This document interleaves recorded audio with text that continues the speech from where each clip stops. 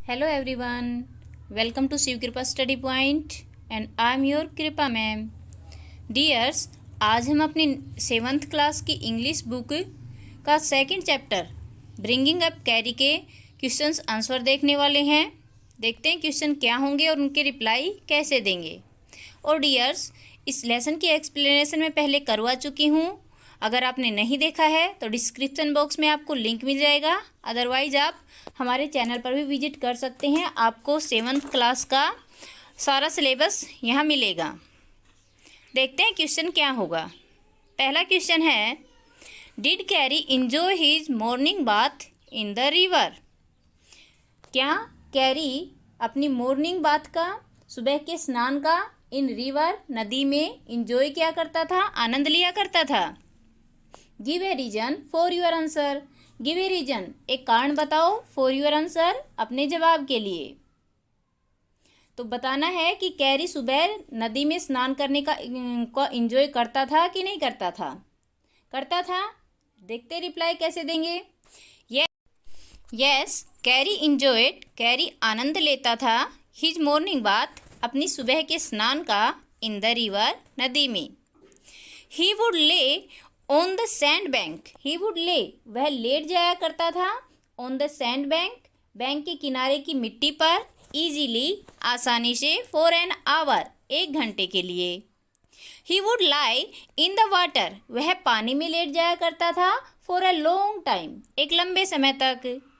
He would स्क्वाल, वह स्क्वाल करता था, चिंघाड़ता था, विद प्लेजर, खुशी के साथ, एज हिज फ्रेंड, जब उसका दोस्त, रब्ड वाटर, पानी को रगड़ता था, डाउन हिज बैक, उसकी पीठ के ऊपर।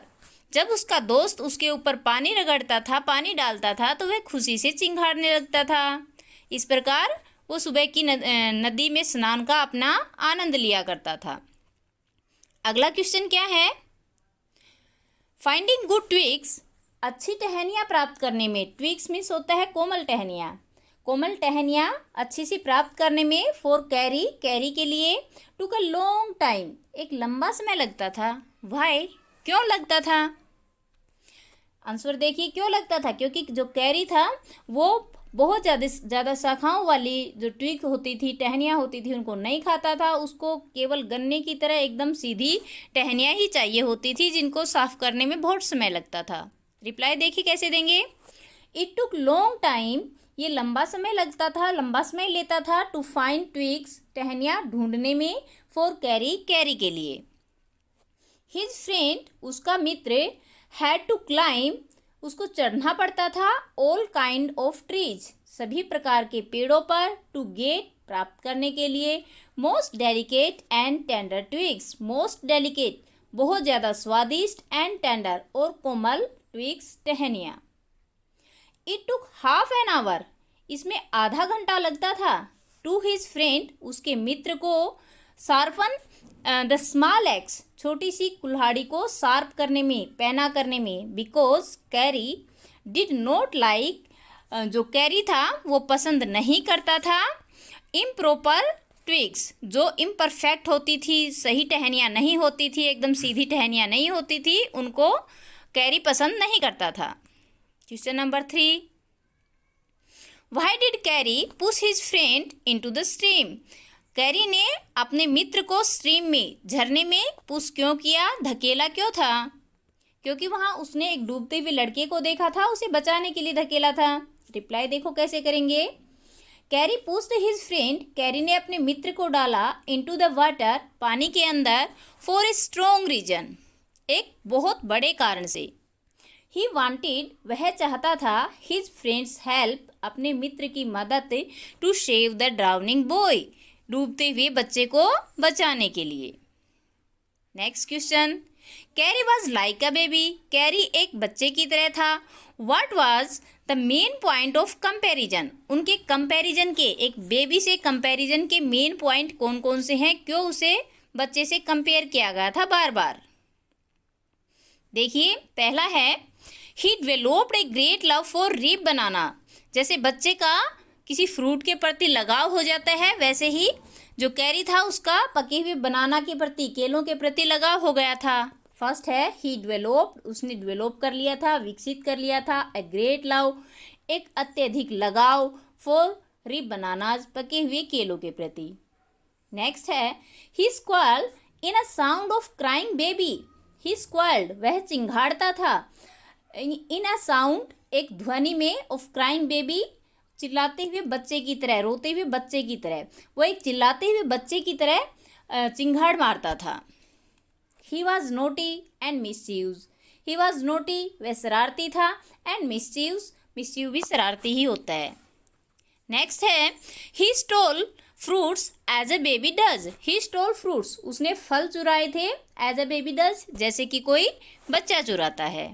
नेक्स्ट है Kari helped himself to all the bananas in the house without anyone noticing it. Kari ने खुद की मदद की थी घर से बनाना उठाने में, बनाना चुराने में, बिना ही किसी का ध्यान प्राप्त किए। How did he do it, उसने ये कैसे किया था? देखते हैं रिप्लाई कैसे होगा।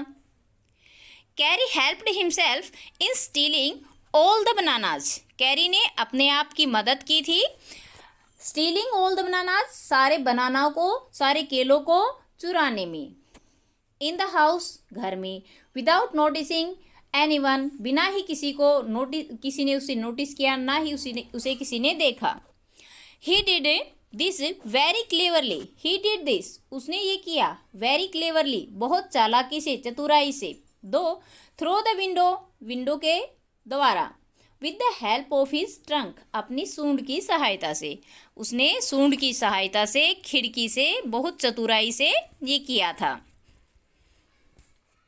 नेक्स्ट क्वेश्चन है Kari learn the command to sit and to walk. Kari learn, Kari ने सीखी, द कमांड, आदेश, to sit and to walk, चलने की और बैठने की। व्हाट वर द इंस्ट्रक्शन, हिदायतें क्या थी? इंस्ट्रक्शन मीन हिदायत। ये इंस्ट्रक्शन, हिदायत क्या थी? फॉर ईच कमांड, प्रत्येक आदेश की। कैसे उसे बैठाया जाता था और कैसे चलने के लिए कहा जाता था।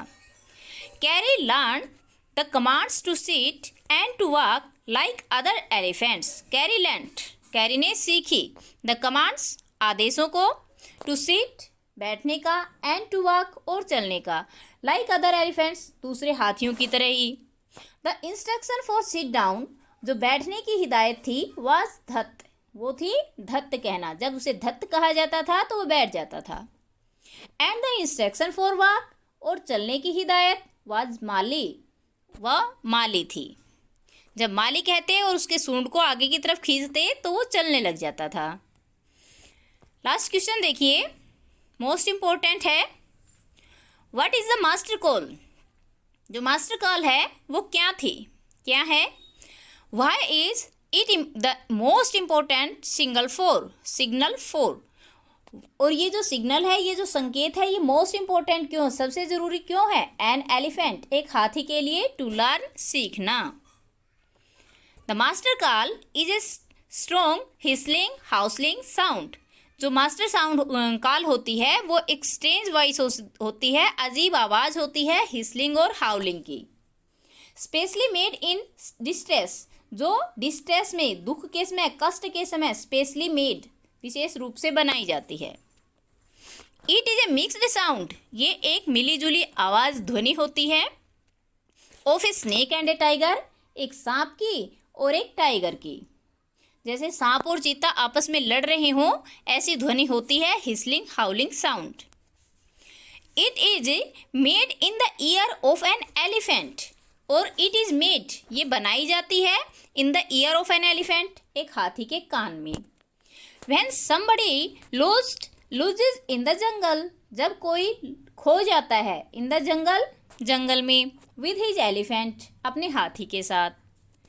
He has to give a master call to his elephant. उसे एक मास्टर, जब जंगल में कोई खो जाता है तो उसे अपने हाथी को मास्टर कॉल देनी होती है, एट दैट टाइम, उसी समय। बाय दिस, इसके द्वारा, बाय दिस कॉल, इस कॉल के द्वारा, द एलिफेंट ब्रिंग ए फ्राइटनेस, जो एलिफेंट होता है, हाथी होता है, वो एक फ्राइटनेस मतलब भय पैदा करता है, टू ऑल द एनिमल्स, सभी जानवरों के लिए, by pulling trees, tree branches, पेड़ों की शाखाओं को पुल करके, खींच करके, एंड मूव स्ट्रेट फॉरवर्ड, और आगे बढ़ता जाता है बिल्कुल सीधा, मेकिंग ए वे, एक रास्ता बनाता है, आउट ऑफ द जंगल, जंगल से बाहर। जब किसी हाथी को मास्टर कॉल दी जाती है तो वो पेड़ों को तोड़ने लगता है और जंगल से बाहर निकलने के लिए सीधा रास्ता बनाता है और ऐसी आवाज़ें पैदा करता है जिससे आसपास के जानवर डर जाते हैं, दूर भाग जाते हैं। अब हम देखेंगे वेरी शॉर्ट आंसर क्या है। Who saves the boy from drowning?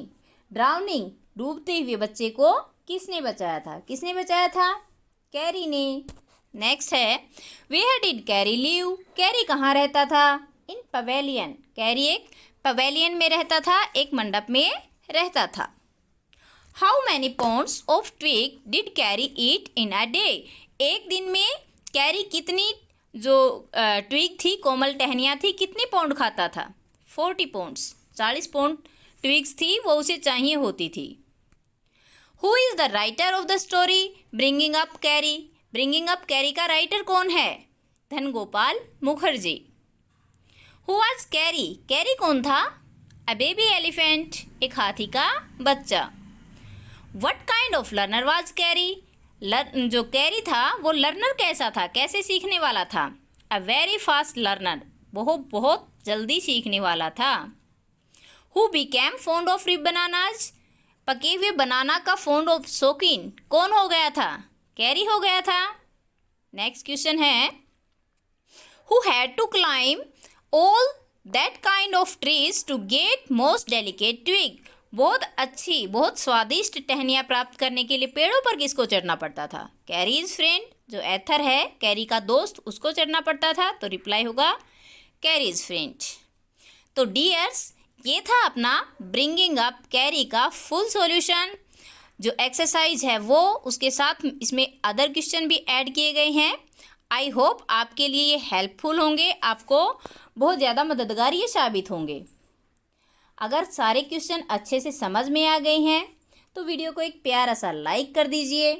कोई प्रॉब्लम, डाउट, क्वेरी रहती है तो आप कमेंट करके पूछ सकते हैं। चैनल पर नए हैं, अभी तक सब्सक्राइब नहीं किया है तो सब्सक्राइब कर लीजिए।